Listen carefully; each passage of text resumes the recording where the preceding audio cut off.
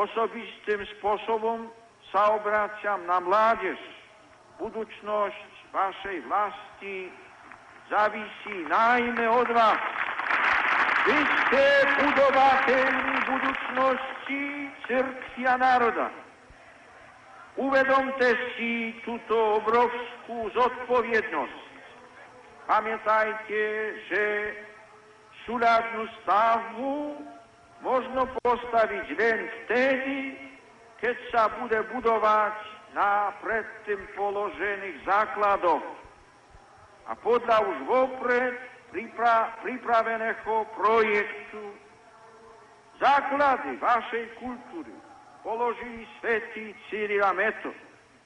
Oni naznačili aj hlavné rysy projektu budúceho vývoja. Ten projekt má svoje meno. Ježiš Kristus. Nebojte sa Ježiša Krista. On je vašim skutočným priateľom. On vás nikdy neopustí.